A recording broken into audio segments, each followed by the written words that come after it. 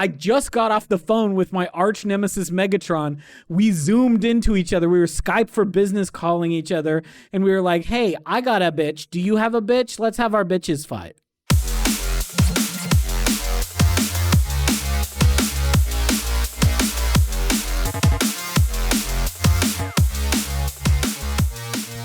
Welcome back to the Middle of Culture. I am one of your co-hosts, Peter. And I'm your other eeppy co-host, Eden. I'm so eeppy. What is eeppy? Sleepy. Oh, sleepy. Don't you know an internet slang? I'm so eeppy. No, of course I don't know internet slang. I'm too old. I'm so eeppy. Although you are a little older. Well, I would say you're getting closer, but you're not really getting closer. I know. Listen. One day closer to death. You know, that's how it works. I saw a funny little clip of a comedian who it was a little sad how much this sort of spoke to me this week, but he was talking about how he has just a functional amount of depression. He's like, I'm not thinking about killing myself, but I am thinking about when I'm going to die. And he's like, could we plan that day? That would be okay to get on the calendar.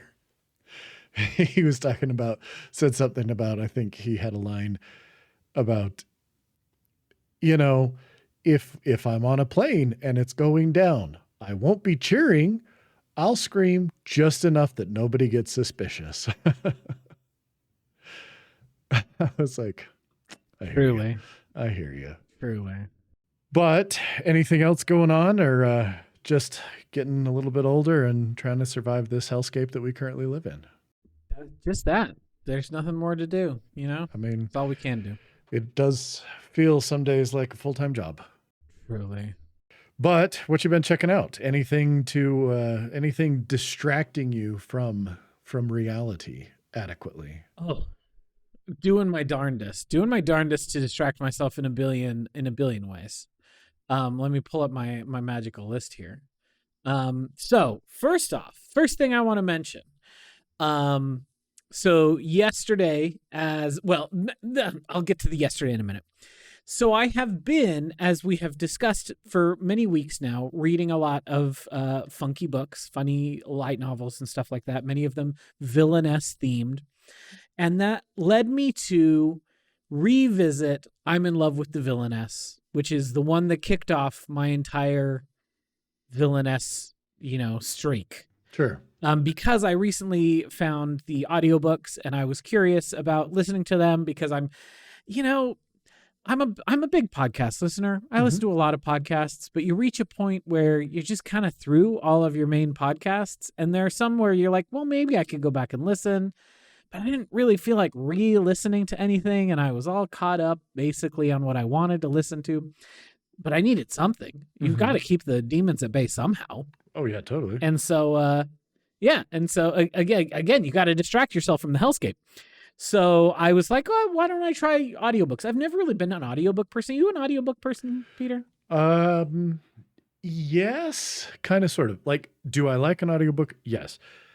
Do I would like to listen to audiobooks more than I do. And so every once in a while I look at my list of podcasts and I go, man, I should trim some of these down and I should swap that podcast time in with some audiobook time. And then I don't generally do it, but I do like audiobooks. I have been thinking the same thing, and I finally did it. I finally ding-dang did it this last couple of weeks. Very good. Because I was just tired of my podcasts. Yeah. I guess I'm over most of them. Yeah. Hopefully that interest will rekindle, or maybe I'll just be on an audiobook kick for a while. But so that, like I said, it led me to go back to I'm in Love with the Villainess, which is a book series I've talked a lot about on this podcast. I really, really like it. It is, for my money, the best isekai style story I've ever read. Probably the second best light novel series I've ever read after Adachi and Shimamura. After a re-listen, it's a pretty close second to Adachi and Shimamura. Because it's very, very good. And I talked about how fucking buck wild the back half of that gets. I finished Yes. it. I finished it a couple of days ago, and I was just like, man, this just whips so much ass. It's so much better than every other one of these villainous stories I've ever read. But I still do like a lot of villainous stories, so I've been reading some other stuff. One that I am about 3/4 of the way through has a killer name, which is Prison Life is Easy for a Villainess. Okay. And you might be asking yourself, prison life? What do you mean? Well, let's just picture this. The prototypical thing has happened. The villainess is engaged to the prince, but the prince has found a new girl who he likes more, so he decides to defame her, besmirch her honor, and throw her in prison, in the dungeon of the castle. But she found out about it a couple weeks beforehand, so she made plans. Okay. And so since no one had been in the dungeon for years at this point, it's basically just there from an old time, from a vestige of the olden days, she basically had all of the people who work for her smuggle everything she would need to survive for 3 months happily into the dungeon. So then when they go and throw her in the dungeon, they're like, what are all these boxes? The guards are like, I don't know. Some people came and said they needed to store them here. And then she locks herself into the cell with magical unbreakable chains and is like, I'm in here for the next 3 months, bitches. I'm on vacation. And so she's on vacation in prison. It's pretty stupid. And like, it is so clearly a send up of so many of these other series, these ideas that kind of are reiterated throughout so many of these villainous stories. But I kind of like it for that. I like its audacity that it is explicitly playing with the expectations of the genre and heightening them for comedic purposes. Okay. It's fairly funny. I'm enjoying it quite a bit. Nice. I should probably finish it up in the next couple of days. But so between re-listening to I'm in Love with the Villainess, having just listened or read Though I Am an Inept Villainess, reading Prison Life is Easy for a Villainess, reading The Villainess's Stationery Store, all these different things I've been reading. My friend, I mentioned before we got on the call, yesterday I was at a friend's birthday party, and that friend, for his birthday, had a PowerPoint party. Have you ever been to a PowerPoint party, Peter? No. Do I go to had never been parties? to one either. I don't go to parties, but please tell me Yeah, about that's the fair. PowerPoint party. Are you familiar with the concept? No, not at all.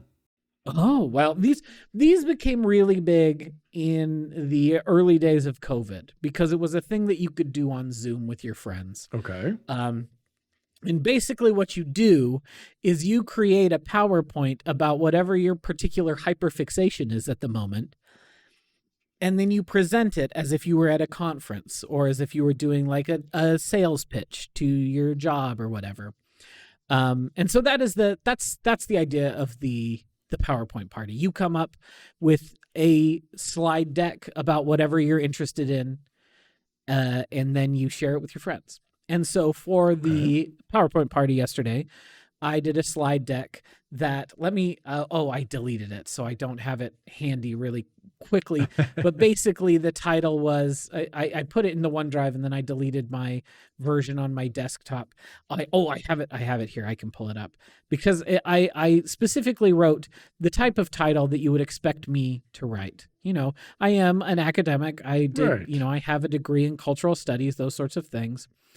And so the presentation I gave was entitled Villainess as Protagonist, a Meta-Analysis of Current Media Trends. I love it. And so basically I just talked about this trend in pop culture of, creating these villainous characters, whether or not they are textually villainous in their behavior, the world around them, the milieu, the cultural society in which they find themselves does see them as villainesses, which allows them to operate outside of the social boundaries because they're seen already as wicked. And so I did a fun presentation on that. Talked about how the 3 superior character types are, of course, maid, nun, and villainess. Those are the 3 best types of characters you could ever have in anything. And that's part of why I Love the Villainess is so good, because Claire Francois is a villainess. Ray Taylor, the protagonist, becomes her maid. And Lily Lilliam is a cardinal of the spiritual church, which is basically just a nun. So it hits on all cylinders. It's truly one of the greats. Cool. So that's been a lot of fun. Some other things that are worth mentioning. It has been a big month in the arena of gacha games. Okay. A whole lot of them are coming out here in late October. And so being on the lookout for something new to play, wanting to try some new things out, I was like, okay, maybe I'll try some of these out. So the first one that came out here at the end of the month was one called Stella Sora. And it is basically kind of a roguelike top-down action-y game. It's like, what if Hades was kind of shitty and slower? Okay. Is what the combat is like. Which, like, you're really Hades selling is it pretty right good. now. Hades is pretty good. Hades is very good. But so what if it was slower and a little bit shittier and dependent on your gacha pulls, because that's how you get better, stronger characters, of course. The game came out. It's not very much fun to play, and the economy is dog shit. Oh. They expect you to have so much of the premium currency to be able to do the gacha pulls. Like the most common number of whatever the premium currency is that you've seen, especially in the post Genshin era, is 150 to 160, because that is 160 primo gems, which is what they're called in Genshin, is what you need to do a single pull in the gacha, right? Okay. So that has kind of become an industry standard, 160, and then you'll sometimes see 150. Girls Frontline 2 has 150, and you're like, oh, a bargain, 10 less than every other game. But there are still some older games that are kind of holdouts where they want like 300 premium currency for a pull. Like Goddess of Victory Nikke wants 300 currency, which is nearly double what you'd expect. And so Stella Sora, a brand new game, came out on the 20th, wanted 300 of the premium currency per pull, which is absurd. That is some 2015 numbers. So between the fact that the game's not very fun to play, kind of looks like ass, the character design ain't that great, and the gacha is shitty, I played for maybe 45 minutes, and then I said, I think I'm good, and I deleted it. Okay. So that's all I have to say about Stella Sora. Then, right. 2 or 3 days later, Chaos Zero Nightmare came out, and I was like, sure, I'll try another one. What do I care? I'm sitting around. I'm in between these. I come home exhausted because I've been doing all of these accessibility presentations. And at this point, I'm going to specific departmental faculty meetings. So instead of these being people who are interested in accessibility coming to me to get trained, this is me going essentially to people who want nothing to do with this accessibility. And these are very hostile meetings often. Like, I get a lot of pushback there. Not very much fun. So when I get home, I'm like, I just want to relax. I want to drink a beer and play a video game. Totally. So I'm like, okay, I'll try Chaos Zero Nightmare. It looks like a roguelike deck builder. Like, what if Slay the Spire also had a gacha in it? And I was like, I like Slay the Spire. That's a pretty good game. Mm-hmm. I could play a Slay the Spire gacha. And then they wanted me to download a separate launcher for some weird mobile game thing called something totally innocuous, like Square or something. I don't remember. It was something I'd never heard of, and they wanted me to make an account there, download that launcher, then download the game, then make an account in the game. And I said, that's too many steps. Fuck you very much, Chaos Zero Nightmare. Game doesn't look that good. Game does not look download 2 separate launchers good. So I did not even try that one. So what are you going to do? I mean, but hey, This next week, all these games have the fucking worst names in the world. Duet Night Abyss comes out this week. Duet Night Abyss? I think that's what it is. It's short. DNA is how it gets shortened, and you're like, oh, okay, I see what you're doing here. The interesting thing about Duet Night Abyss, and one of the reasons why I'm interested to try this one, is because these folks said, yo, what if we made Warframe, but it was anime instead of weird biomechs, which, like, I've played Warframe a bit. You ever played Warframe, Peter? I fired it up a while back, and even then it already seemed too involved for me. And then I went away, and I've gone back, and every once in a while I look at it and I go, oh no. This is, nope, not even going to try. Not even going to try. This is what happens to me too. I like the idea of Warframe. I think the combat is very fun. It's very fluid. It's very flashy. But there's so much there because that game's been coming out for 13 years or some shit. Yeah. And so it seems insurmountable to me. So if you tell me, hey, what if there was a Warframe that was starting this week instead of 13 years ago so you can get on the ground floor? I'm like, okay. And it was going to be basically, you know, when they announced it a year or two ago, it was going to be Warframe meets a gacha. And you're like, okay, I get it. And then 4 or 5 months ago, they were like, actually, why are we doing this like a gacha? Why don't we just do it like Warframe, where you can buy the skins or you can grind them out just like you can in Warframe. You don't have to do a gacha for the shit you want. And that piqued my interest as well, because I do feel like gacha as a system, which we've discussed on this podcast plenty of times, I think it is inherently predatory because it is inherently gambling. Totally. So it deals with the same dopamine centers in your brain that hit you when you gamble. And that is what it's doing. So the fact that they said, actually, what if we don't make it a gacha? What if we make it a thing where if you want this cool new character, sure, you can pony up and give us $20-$30 for it, or you can grind. I like that. I like that a lot. And we'll see if it's fun to play. Maybe I'll grind out some characters. If it's really fun to play, maybe I'll buy a character and give them $30 to say, hey, thanks for making a fun game I'm having a good time with. Yeah. Or maybe I'll play for a couple hours and delete it. We'll see. But I'm excited to try it in the next few days. Yeah. Cool. And then I have one last thing to mention. Please. Because I have a surprising confession to make, Peter. Okay. My friend Jackson and I went to Tron Ares on Friday. Okay. And I'm not, listeners, I'm not here to tell you it's a good movie. It's not a good movie.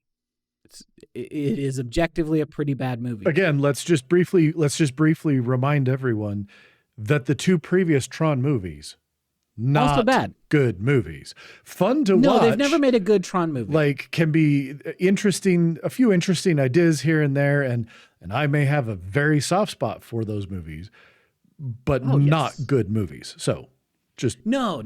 Yes. There we go. As we discussed when I was talking about the Nine Inch Nails soundtrack to Tron Ares, all 3 of these are movies that are carried entirely by their soundtracks. Wendy Carlos Williams writes one of the great soundtracks of the 80s on the original Tron. It soars. It's incredible. One of the early synth soundtracks that really blows your mind. We've talked about how the Daft Punk record for Tron Legacy is really incredible stuff. And this Nine Inch Nails album is a very good Nine Inch Nails album. But I thought to myself, surely this movie's going to suck. I'm not going to make an effort to go see it, is what I thought to myself. But if anybody says, hey, Eden, you want to go see this movie? Fuck yeah, I'm going to go see a movie with them. Yeah. Sure. And so my friend Jackson said, hey, Eden, do you want to go see Tron Ares? And I said, hell yes, I want to go see Tron Ares. So we went on Friday night to see Tron Ares. And let me say, it's not a good movie. It's maybe the best Tron movie. All right. Here's my case. Jared Leto is miserable in it, but he's miserable in everything. He is so rarely a good actor, so that when you do see him as a pretty okay actor, like Dallas Buyers Club, it's a good performance. American Psycho, it's a good performance. Those are the only 2 good performances of his I can think of off the top of my head. Everything else he's ever done has been miserable because he's a terrible, vapid, empty suit of a person who can't make a good film if his life depends on it. However, the rest of the cast is pretty good. The female lead, who was not a character or a person I was familiar with, I had never seen her in anything. She's been in a lot of stuff, but it's a bunch of stuff I'd never seen, was really great. The guy, I can't think of his name, the guy who played Quicksilver in the X-Men movies plays Baby Dillinger, the grandson of the bad guy from the first Tron movie. Oh, okay. And Gillian Anderson plays his mother. He is chewing scenery as an evil dude with the best of them. And most importantly, and maybe why I thought it was such a fun movie, boy, them action scenes look cool. Okay. They really nailed the aesthetic in this bad boy. They look real cool. And I want to find whoever mixed the sound for this movie and shake their hand, because the score is so loud. It's like you're watching a Nine Inch Nails music video and not a bad Jared Leto movie. And that was so cool. It was great in that respect. And so it was one of those things that I got out of it, and I was shocked how good of a time I had in it. And as I've been thinking about it for the past few days, I've thought more and more fondly about it, rather than what usually happens to me, which I leave a movie and then I think think less of it as time goes on. I'm thinking more and more highly of Tron Ares as time goes on. And there was a part of me, I'm not, this is not what we're going to do, but there was a part of me that was thought to myself as we were going to come to this episode, should I propose that the next 3 episodes be watching all 3 Tron movies? But I'm not going to do that to you. But I would totally do it. Because Tron Ares is pretty good. I will totally be down to do it once I don't have to go to the theater to see Tron Ares. Well, maybe next year then. All I know is Tron Ares was worth, well, I didn't pay for it. My friend Jackson paid for it as a birthday present. Thank you, Jackson. It was worth going to see with him and see it in the theaters and hear that very loud score, shake your seat as you watch some really goofy, hard light action scenes. It was pretty good. Very cool. Very good. Well, anything else? No, what you been up to? Not a whole lot. So I'm going to give a quick rundown of things. Let's talk about a little music, because, I always got me some new music to talk about. I do want to go back and revisit Testament Parabellum. The further out we've gotten from the release of that album, the less I find myself listening to it. It's interesting. It is still it's a complicated thing. Part of it is the fact that because they were as experimental as they were, and we have a lot of different types of songs and elements throughout, it really lacks any sense of cohesion. And so as I'm listening to it, it feels like a bunch of different singles that every once in a while don't even really sound like Testament. So it's a little weird. It hasn't really been drawing me in that much. Again, not bad, but it's not sticking with me. Have you ever listened or heard of Author and Punisher? No. So Author and Punisher is one of those bands that every time a new album comes out, I think to myself, I should check them out. It's kind of noise, industrial, post, drone, doom, kind of all over the place in that regards. The most recent Author and Punisher album, Nocturnal Birding, came out a couple weeks ago, and I finally thought to myself, hey, look, this one's only 38 minutes. I'll give it a listen. And it's pretty good. It's pretty good. Again, this is like dark, kind of heavy, intense. There are guitars, but it's a lot of other sounds making the music. It's pretty cool. I don't know if I'm ready to start digging back into previous albums yet, but this most recent one's pretty cool. And it's spooky season time, so it's time for me to dive back into my Vision Bleak playlist. Love those guys. Great gothic horror metal from, I think, Germany or something like that. That just goofy, over the top, kind of campy, but legit. Very, very good music. Their most recent album that came out last year, Weird Tales, is, again, what I've been really listening to. It's one song broken up into 12 chapters. Each chapter title is the name of a story from the old pulp magazine, Weird Tales, and lyrically deals with whatever was in that story. So it's fun, and going back and listening to it again, I'm reminded just how much I like them. The final music thing I'll mention is the UK band Conjurer released a new album on Friday, Unself. Haven't had a ton of time to get into it, but I've been listening to it quite a bit because I like it. Conjurer is kind of brutal, moody, post-sludge. This is really heavy stuff, very atmospheric, but at the same time, really intense. And I've been liking it. Unself is a really, really good album. Have you heard of the game Megabonk? No. Megabonk was all the talk a few weeks ago, and I looked on Steam and it was $9.99, and so I went ahead and got it. Megabonk basically is what if Vampire Survivors, but in more of a Minecraft looking 3D type world. We've already talked about these kind of games. There's plenty of them. But this is another good entry in there. And again, it was $9.99. So I haven't put a ton of time into it, but it was kind of, it's been scratching my itch right now to play games, because all I really have in me is to play 15, 20 minutes at a time. I don't have time to dive into anything bigger or deeper than that. So Megabonk's been a good... That's the perfect space for one of those bullet heavens. Yep. So it's been a fun one. I've been playing that some. And then finally, a little bit on the book front. I finally finished Wind and Truth. Oh, congratulations. The evil is defeated. It felt monumental. And here's what I'm going to say. Not the best Stormlight book, not the best Sanderson book. And it pains me a little to say, I still enjoyed it. Let's just get that out of the way. Mm-hmm. But I can't quite tell if Sanderson's prose is gradually getting a little worse, or if I'm just becoming more aware of it. Porque no los dos. Porque no los dos. Here's the thing. I feel like Sanderson has made, I feel like editing is already a problem when it comes to epic fantasy. They all need better editors, because no book should be 1,300 pages long, which we've discussed. That should be 7 books. That's not 1 book. That's 7 books. Sure. But regardless, all of them need better editors. But there is a Rubicon that you cross when you become a really successful author, where the editor stops doing anything but proofing. You can tell it's what happens to King in the late 70s, early 80s, when his books get real long in the tooth.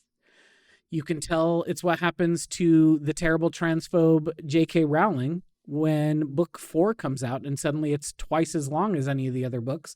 And all the books kind of suck in the back half of that book series, because, they all sucked, but they're worse because they're not editing her anymore. Sure. The editor is not engaging with, hey, these don't really work. Let's take these out. Let's tighten this up. They're just saying, okay, fix the typos, put the fucking book out, because it's going to sell the same regardless. So why put in the effort? Yep. And it feels like Sanderson has maybe crossed that Rubicon where the editor says, it's going to sell a cajillion copies because people love Stormlight. So I'm not, okay, Brandon, thanks, bud. Yeah. I'm going to fix your spelling. Yeah, I think that there's some of that going on. I still think I think he does a good job with characters. He gives you pretty good characters, and manages to really get a lot of depth into them. I think Dalinar is still a great tragic character. And again, I like a lot of his characters. He really goes hard on the world building, and I like it. I like his magic systems, and the fact that, again, he has very, very specific and hard rules that he adheres to, which I'll respect that, because so many fantasy authors do not either adhere to rules or just don't bother inventing them in the first place. So I still like that aspect of it, but I don't know. There was something about this one where I just felt like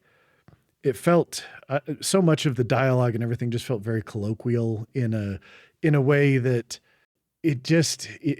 it felt almost anachronistic. It was so familiar in the way some of the characters interacted and spoke to each other. But I finished it. I was glad. I'm glad it's over. I'm glad I finished it. I have no regrets. But now it's time to move on to something very different. And so I'm taking a break from epic fantasy, and I started reading the book Murder Your Employer, The McMaster's Guide to Homicide. It's funny.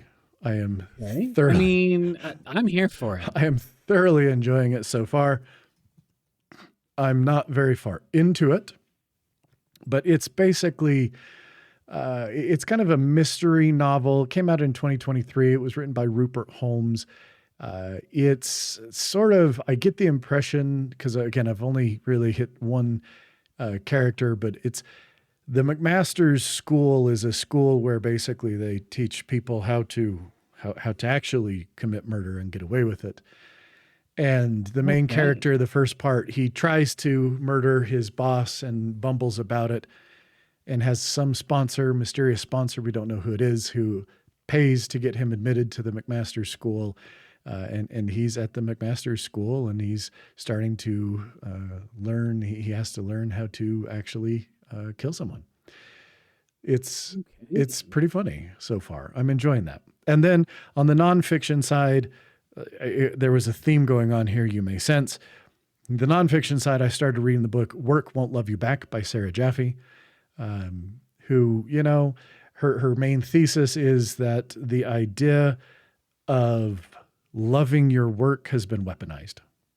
And yes, it has. And that saying, if you love what you do, you won't work a day in your life, has been weaponized by corporate America to convince us that if we are dissatisfied with our jobs in any way, that it is our fault. Your fault. And this really struck a chord with me, and has an idea brewing that I'm going to share with a little bit here. But I'm beginning to think that maybe there's a project here I need to undertake in looking at how does that apply to healthcare? And so I actually already have a working title for a potential future nonfiction book that I'm just this last week, literally, have started toying around with the idea of. And the working title thus far is something along the lines of Connecting to Purpose, the Moral Dehumanization of Healthcare in America. Because nice. Because I realized, you know, we get these emails from corporate, and they always start with this connect to purpose section. And we start all our meetings, and we're supposed to start our meetings with, we're going to start with the connect to purpose. And this is somebody sharing something meaningful, a connection with a patient or something that touched their lives. And I realized that, again, in a similar way, connecting to purpose in healthcare has been weaponized. It is the bullshit from corporate that basically is, if you feel burnt out, if you don't like the abuse we're dishing out, it's because you don't care enough. You don't care enough about your patients. You don't care enough about your coworkers. You haven't connected to your purpose. So the connect to purpose starts everything out. And I realized, this is literally here you go. We're going to stick a lollipop in your mouth, and then we're going to bend you over, and you're going to like it. And so I don't know. I've started workshopping this idea. I think I'm going to start reaching out to a bunch of healthcare workers who I know and ask them for people I don't know. I'm going to start doing interviews, and I'm going to start talking to people about what was healthcare like 30 years ago? What's it like now? How has that changed? How is it, let's look at this, and let's really dive into this, because it's bad. It's really, really fucking bad. And I know it's bad across the board. But I hear enough things on a regular basis from people who assume that it's not bad for us. That, well, doctors are still, no, it's not bad for you guys. And so my thought is, again, let's look at this through the lens of, hey, look, here's how bad it is for physicians. And if you think, if it's this bad for us, think how much worse it is for everyone else. The thing. Here's the thing. Here's clash consciousness for you, man. If you are not the owner, you're getting exploited. 100%. Period. End of. And yes, you could, you can make the case, well, doctors are paid so much more than blah, blah, blah, blah. Okay, yeah, that's true. It doesn't mean that your work is not being exploited. It doesn't mean that you're not being manipulated by the owners of capital in order to overwork, to overextend yourself, to put more of you into your work than it will ever give you back in order to extract more wealth from you. And that's true of a doctor. That is true of a teacher. That is true of a janitor. That is true of every single fucking one of us. It is. It really is. So I'm finding myself becoming radicalized recently. Hell yeah. Hell yeah. Anyway, I think that's all I've got to go over today. But well, I'm excited to see where you take that project, because I think that is important work to do, and I think that is important conversation to be having in every single industry. Agreed. Because it affects every single industry, whether we want to admit it or not. It really we are does. All being exploited by our boss, and if we are a boss, you're probably exploiting your workers. It's true. So think about that, bosses. Think about none of you that listen to this podcast because I scared you away with my communism earlier. Well, they can go suck it. That's all we care about. So let's talk about something that we already have talked about. So as has been hinted at, we have a lost episode. And I still, Yeah. to this day, cannot figure out what happened. Everything is there on the Transistor site except a little red thing that says missing audio file. And my automatic general sort of workflow is as soon as I finish editing, it gets uploaded to Dropbox and it's not there. So weird. A few episodes ago, we talked about the UK Transformers, and we went and we read the first 4 issues of the UK Transformers Compendium. Now, you had some really good background and everything on the UK Transformers versus the US. I don't want us to necessarily relitigate that whole thing, but could you give us a distilled version of that since the longer conversation is gone? Absolutely. So, in the UK, Marvel UK Comics came out with shorter pages weekly, as opposed to more pages monthly, which is how American comics come out. And so Marvel UK editorial were getting these Transformers comics, but they weren't coming in a timely enough fashion for them to simply put them out, because they basically started simultaneously releasing them. They didn't build up a backlog. And so then they reached a point where they were going to run out of new issues of the US produced comic, but still wanted to put the mag out monthly or weekly. So they got their folks in-house in the Marvel UK offices to start doing some other Transformer stories that would basically appear in between and woven into the US release. So that is basically what happens in the UK. The weekly broken down versions of the first 4 issues of the US publication came out. It ends on a heck of a thing because it was only supposed to be a 4-issue series, and then it was way successful. It ends with Shockwave appearing, blasting everyone into unconsciousness, and then if you were in the US, the next month you got issue 5, which explained what happened. And if you were in the UK, the next week you got a story about the Iron Man, the Metal Man. And you were so like, weird. What the hell is going on? It's so weird. And so that was what we read last time, was the 4 chapters of the Metal Man, the Iron Man, whatever it was called. And I think it was the Man of Iron. Yeah, Iron Man and Man of Iron, all the same thing. Exactly. And then immediately following that, there was another 5-chapter Marvel UK entry called The Enemy Within, which is what we read for today. And at the end of what we read for today is when the UK reader would have then started getting the stuff that came out in issue 5 of the US release, which is Shockwave being like, ha ha ha, I decapitated Optimus Prime and I killed Megatron and turned him into only a gun. All those fun things that we read comics about when we were kids because we had a few issues of that book. It's true, we did. So that is what we read for today. So perfect. The Enemy Within. Thank you for that recap. And as I hinted at, boy, the Man of Iron, that was weird. That was a weird trip. It was real weird. It was the art is very different from what we were getting with the US Transformers. The story was this very odd little story of a Transformer that was buried underneath some castle in the UK and pops out every, I don't know, few hundreds of years. Years. Yeah. And a little kid who's the son of the caretaker of the museum around the castle who gets kidnapped by Jazz because I still don't quite know why he was the one they felt they needed to take advantage of. And then it was interesting because then we jumped to this one, The Enemy Within, completely disconnected, taking place in Oregon. In the US, yes. In the US. So Eden, which is where those first 4 issues took place. Correct. Which is why it felt so weird for us to suddenly be in the UK. And now we're back basically, pretending that first arc didn't happen. And now we're doing the new arc. Yeah. I don't know. It was weird. So what did you think of The Enemy Within?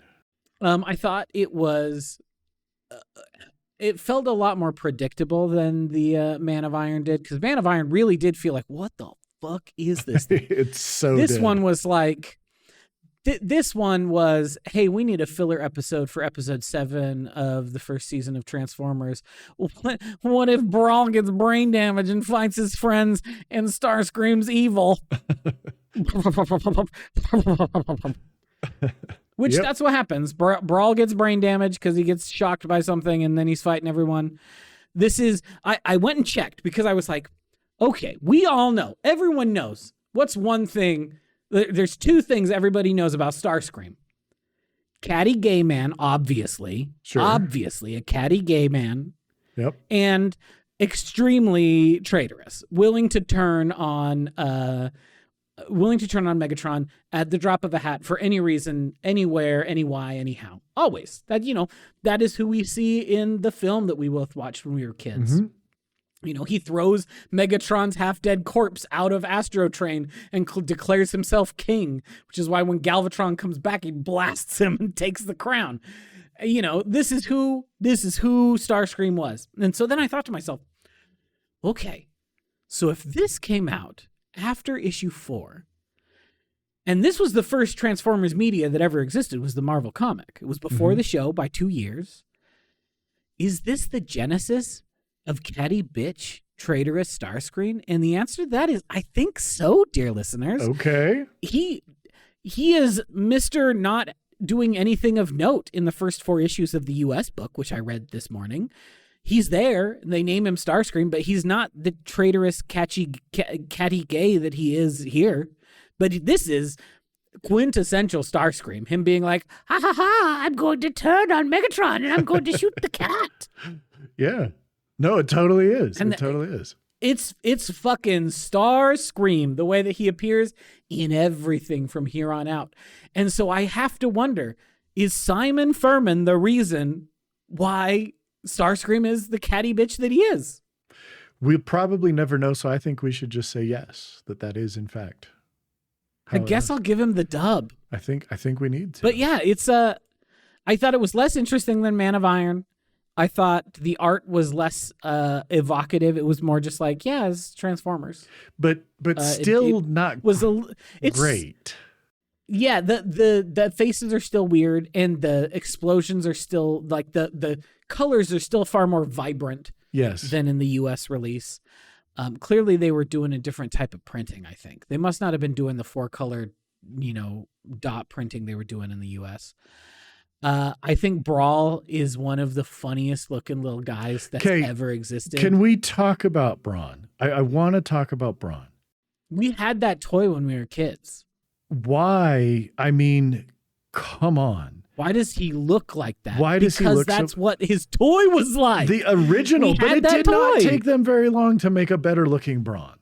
That's true. Like they eventually got there. This is one of those where I'm like, I guess I see what you're doing, but come on. That was like, Brawn is the laziest Transformer toy that maybe ever lived. Truly. Like his legs pop out the bottom. His sides pop out, and then his little teeny arms come out, and his face is on the underside. His head doesn't even like come out of anything. It's just if you pick up the Jeep vehicle, whatever, look at the bottom, you just got Brawn's face fucking staring at you from the bottom of the thing. It is the laziest ass toy ever. It is. You can tell this was a bad design. I think Brawn is a bad design. Yes. Fundamental. No, like I feel like Brawn is what you got when you went and got the Happy Meal that had the Transformers toy in it. Brawn feels like the knockoff you buy at Dollar Tree. Yes. Not like the real Transformer you spent $15 for at Walmart. 100%. 100%. He's so bad looking. And they just draw him like that. They just fucking draw him like that. He doesn't have hands. He's got these stupid little hooks. Yeah, he's got hooks. He just looks like garbage, and it's so funny to see him next to Starscream, which was one of the very good early toys where it's like, yeah, you guys really you engineered this sucker. And so to see him especially alongside Starscream, which is an impeccable design, and then you see this goofy ass motherfucker, it does not work. It does not work. He looks terrible. He looks so bad. He does not seem like the threat that he becomes during part of this. So let's come back to something. In my head, we're going to come back to it. Maybe we didn't mention this. I can't remember in that lost episode because I can't go back and listen to that sucker. But I'm reading these again, and you know what I came away with? What? Optimus Prime. He's a fucking dick. Oh yeah, no, this version of Optimus Prime sucks. Like, I hate he's this such guy. a dick. So I hate him. And I'm going to give a really brief, because there's not that much. There's not a lot of meat on the bones of this skeleton of this story here.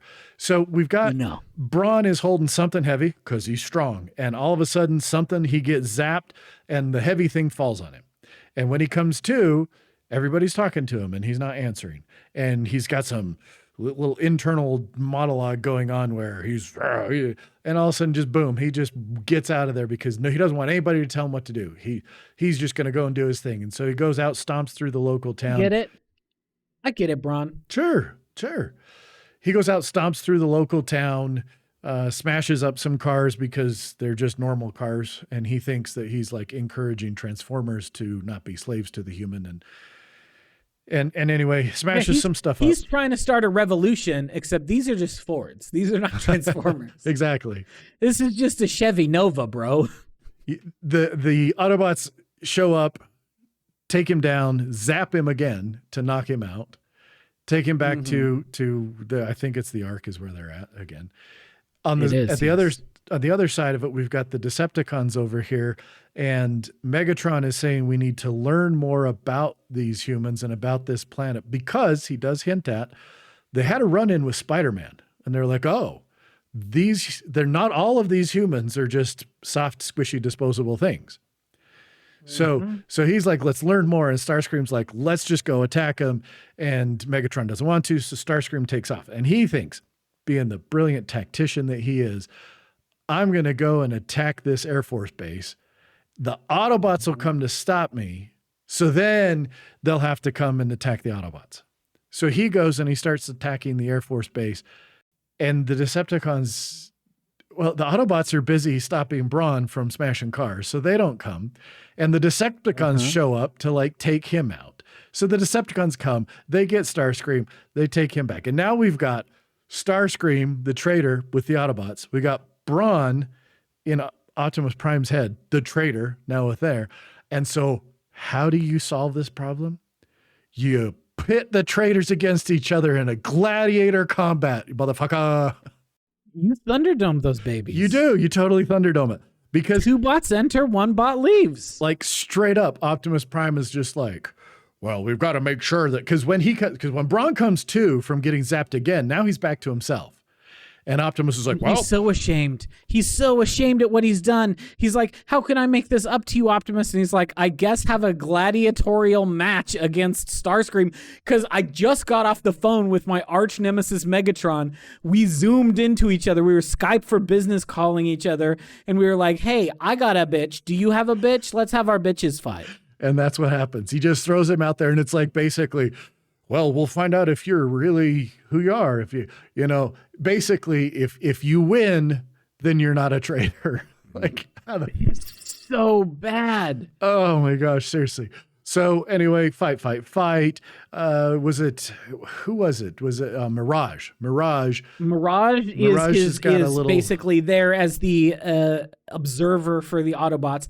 And our dear, sweet Catboy Ravage, who had almost got killed by Starscream earlier in the story, is the observer for the Decepticons. Is the observer. And so in Mirage's case, he has clearly been tasked with, I got to help. I got to make sure things turn out okay. Meanwhile, Ravage has been told by Megatron, if you see a chance to rat fuck this guy, do rat it. Fuck him. He totally does.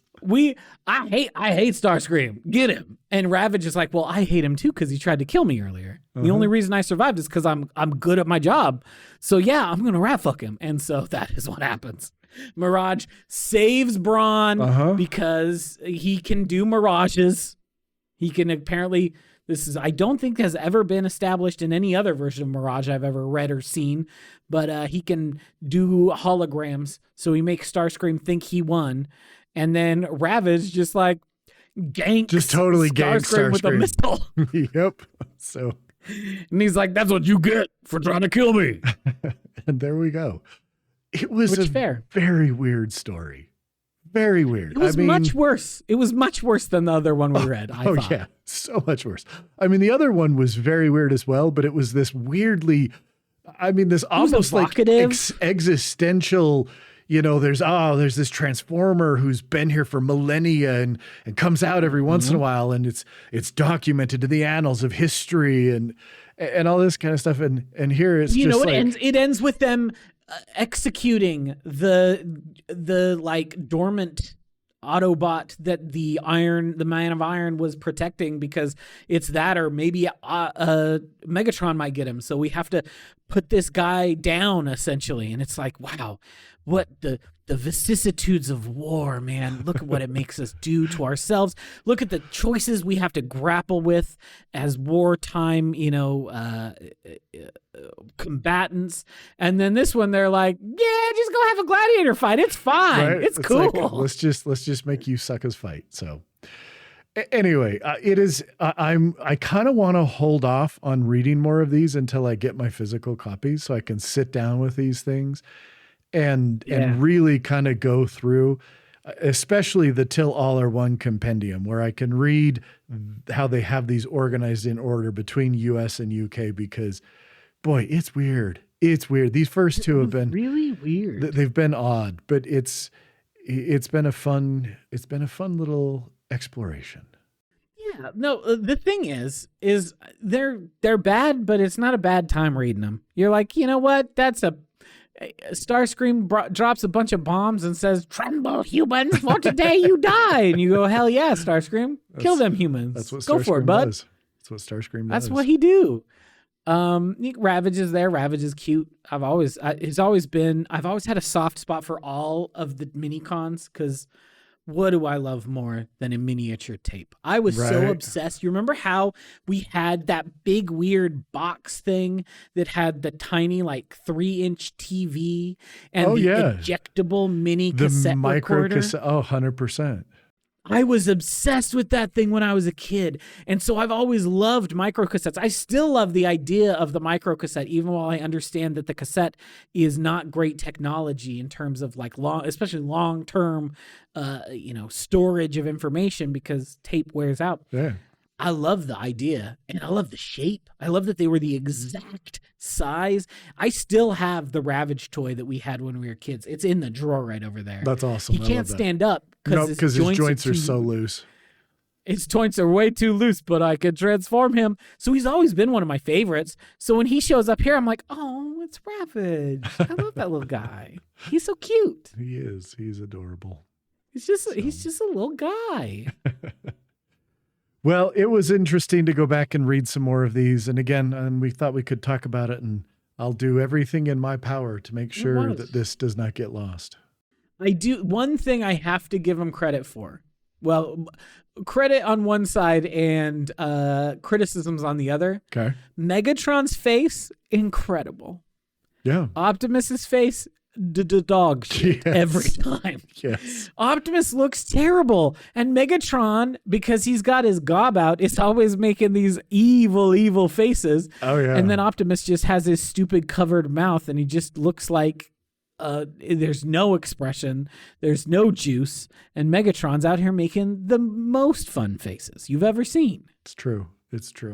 So what are you gonna do? Well, anything else before we wrap it up? I think that they should make the mini-cons cheaper to buy. Yeah. There you go. They just announced, so for those of you who don't know, when it comes to Transformers, there's obviously a lot of different toy lines.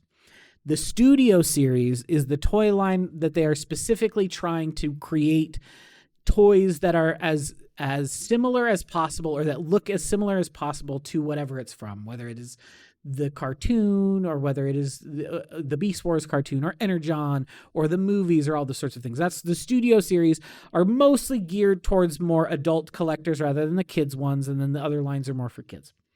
They just announced a Studio Series of Soundwave that comes with like 4 of the Minicon tapes. Oh, nice. And I know that thing's going to be like $80, but I am sorely tempted by it. I really am truly tempted. Buzzsaw is there, which is the cool or Vulture, which we also had when I was a kid. Ravage is there. Rumble is there. I'm very tempted, but I know it's going to be very expensive, so I really have to think about it. I've already spent. We haven't talked about this. I spent too much on a Transformer just a couple of weeks ago because my missing link RC. I don't know if you can see it in the Zoom call because I got the background. Oh yeah, no, I can see it. Because the thing about RC is, she's in the movie. They never made a toy of her. They made a toy of every other motherfucker that was ever in the movie. They never made a toy of RC because they were like, girl toys won't sell. It's a girl, which is stupid. She would have sold just fine. But then they never made an RC toy until 2003. It was the first time they made a toy of one of the main characters from the movie. And the first toy they made was a boat. It wasn't even a car. They didn't make a car toy that looked like the character RC from the movie until 2015. Goodness gracious. And they made, but importantly, they made a prototype of RC back in the day that just never got sent to production. So as part of the Missing Link line, which is a line that Takara, which is the company that makes Transformers from Japan, Takara Tomy, the Missing Link line is them saying, what if we take these guys and we make them look like the toy that came out in the 80s, but they're a good toy this time instead of a terrible one. So, the Optimus Prime in Missing Link has a waist swivel and ab crunches and hands that are not separate, so you lose them. And all of these things, has like hips that you can make him stand in dynamic poses while still looking like the toy you could have bought in 1982. Cool. Like, it just looks like that toy still. And so as part of that line, they made a version of RC where they basically took the original design, retooled it to be a more modern figure. That fucking toy cost me $100. And it was worth every penny, listeners. It was worth every penny. It's maybe the best figure RC has ever gotten. It's great. Nice. Yeah. So Transformers, They're fun. I like to make them transform. There you go. Well, we'll go ahead and wrap it up here. If you want to reach out, go ahead and reach out, as we have mentioned before, feedback@themiddleofculture.com. Go ahead and subscribe, share, leave us a rating or a review, and we'll be back again in another couple of weeks. Yeah.